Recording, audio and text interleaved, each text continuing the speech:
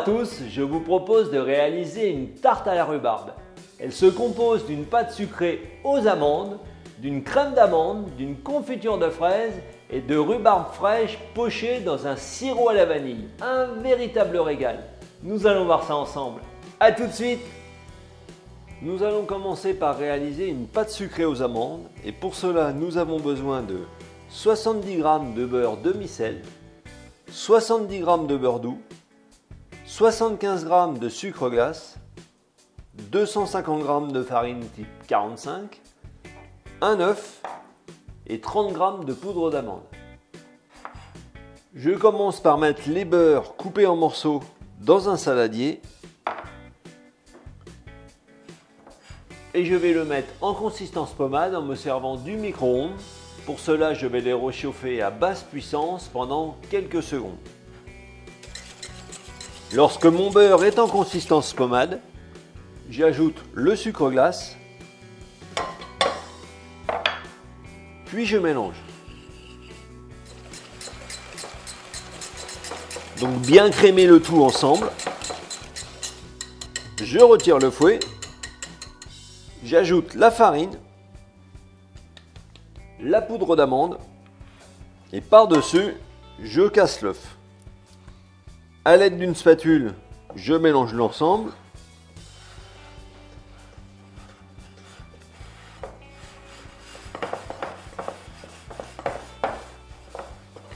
Donc on obtient une pâte bien homogène. Il ne me reste plus qu'à la débarrasser sur un papier film alimentaire. Donc j'essaye de bien la rassembler. Je l'enveloppe complètement. Je vais la laisser reposer au réfrigérateur pendant 2 heures environ. Une fois que la pâte a refroidi, on va donc utiliser un cercle à tarte de 26 cm de diamètre que je vais commencer par beurrer à l'intérieur. Donc je prends un morceau de beurre que je passe partout avec le doigt. Je le mets de côté pour le moment. Je vais ensuite travailler légèrement la pâte à l'aide de la paume de la main pour l'assouplir un petit peu. Puis je farine mon plan de travail et le dessus de la pâte. À l'aide du rouleau, je commence à étaler la pâte. Donc j'y vais progressivement et je l'étale dans tous les sens. Donc on fait en sorte d'obtenir une pâte d'une épaisseur de 3 mm environ. On la retourne. Je vérifie par rapport à mon cercle. Donc la pâte est suffisamment étalée. Elle a également la bonne épaisseur. Je peux maintenant l'enrouler autour du rouleau délicatement.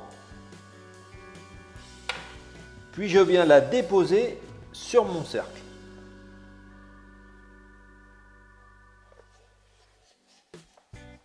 Comme ceci. Je vais commencer par rabattre la pâte à l'intérieur de façon à bien épouser l'angle formé par le cercle et le plan de travail. Je vais ensuite créer un bord en m'appuyant sur le cercle d'une largeur d'1 petit centimètre.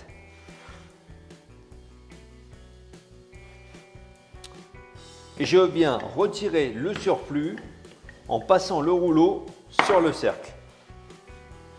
Il vous restera toujours un peu de pâte à tarte, c'est pas bien grave. Il vous suffit de l'étaler sur une épaisseur de 4 à 5 mm et de le détailler comme des sablés. Cuit au four, vous verrez, c'est un véritable délice. Ensuite, nous allons poursuivre avec la tarte et nous allons remonter ce bord que nous avons créé en le pinçant entre les doigts. Je m'appuie également sur le rebord du cercle, comme ceci.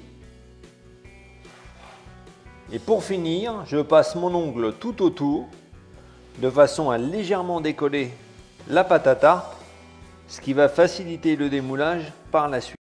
Je fais glisser ce fond de tarte sur une feuille de papier sulfurisé, puis sur une plaque de pâtisserie ou sur une tourtière comme ici. Maintenant, je vais mettre le fond de tarte au réfrigérateur le temps de préparer la crème d'amande.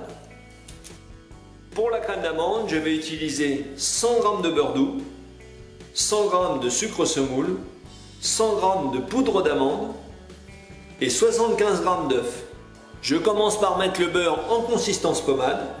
Donc pour cela, soit vous avez sorti votre beurre à température ambiante suffisamment à l'avance, ou alors vous pouvez utiliser le micro-ondes en le réchauffant progressivement à basse puissance. Lorsque le beurre est en consistance pommade, j'ajoute le sucre semoule. Je mélange.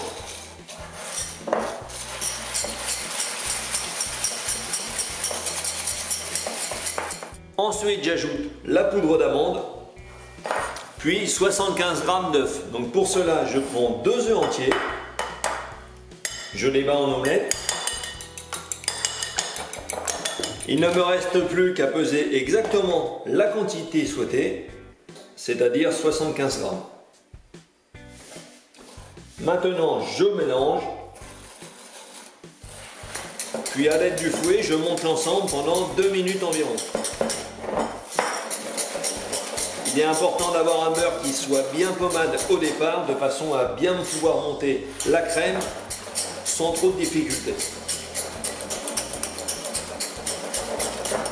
Comme ceci. Je débarrasse cette crème d'amande dans une poche munie d'une douille unie de taille moyenne. Puis maintenant, nous allons garnir le fond de tarte et nous allons également utiliser 150 g de confiture de fraises. Je commence par dresser une fine couche de crème d'amande tout au fond.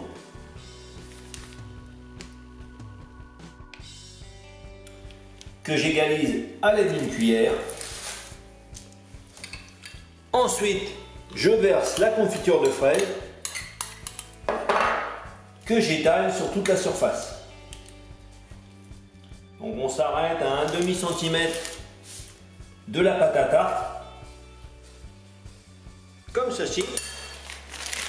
Puis nous allons recouvrir de crème d'amande.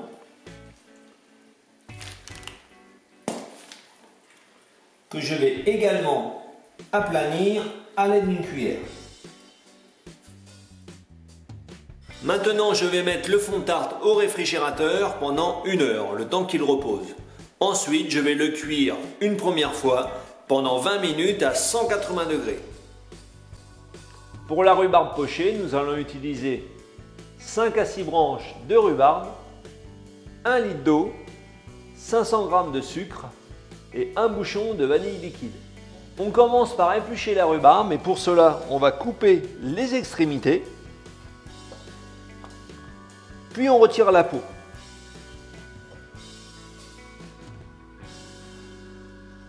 Puis on les coupe en deux pour pouvoir les rentrer dans la casserole. Donc on procède ainsi avec toutes les branches de rhubarbe. Lorsque la rhubarbe est préparée, je mets l'eau à chauffer, je lui ajoute le sucre et un bouchon de vanille liquide. Je mélange et je porte le tout à ébullition pour commencer. Dès qu'on arrive à ébullition, je plonge la rhubarbe dans le sirop et je reprends l'ébullition pendant 1 minute. Donc on fait bien attention que la rhubarbe soit toujours plongée dans le sirop. Ensuite, j'arrête mon point de chauffe. Je couvre avec un couvercle et je vais laisser ainsi pendant 6 minutes, feu éteint. Au bout de 6 minutes, je retire le couvercle, je rallume le point de chauffe et je vais amener le sirop à frémissement pendant 1 minute également. Pour finir, j'arrête le point de chauffe et délicatement, je vais déposer la rhubarbe sur une grille, bien à plat, pour la laisser refroidir. Comme ceci. Après 20 minutes de cuisson, je sors mon fond de tarte du four, de façon à pouvoir dresser la rhubarbe par-dessus et terminer la cuisson. Et maintenant, je vais couper la rhubarbe en biais à l'aide d'un couteau, de façon à former des losanges.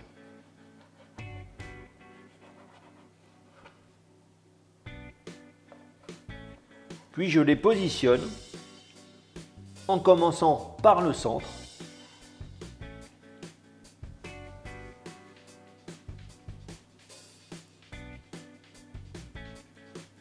Et je continue tout autour.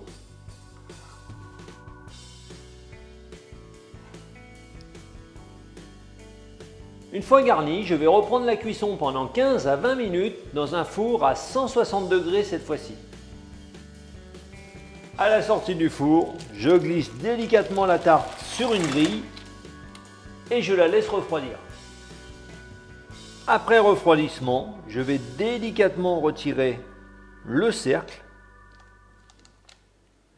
Maintenant, je vais napper cette tarte à la rhubarbe avec du nappage que j'ai fait fondre à feu doux.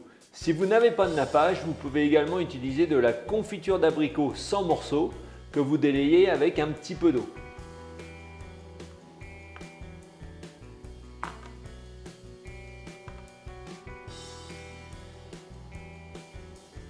Je glisse la tarte sur un plateau de présentation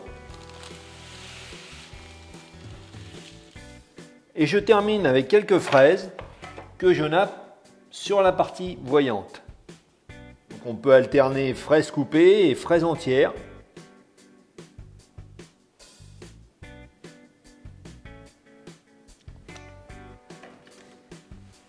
Voilà, la tarte à la rhubarbe est terminée.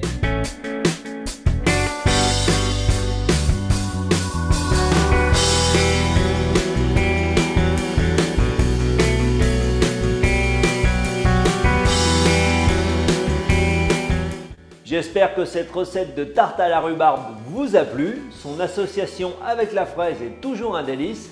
Alors n'oubliez pas de liker la vidéo et de la partager en famille et entre amis. Vous retrouverez également ci-dessous différents liens qui peuvent vous intéresser, notamment celui pour vous abonner à ma chaîne. Vous ne manquerez ainsi aucune de mes nouvelles recettes. En attendant, bon appétit!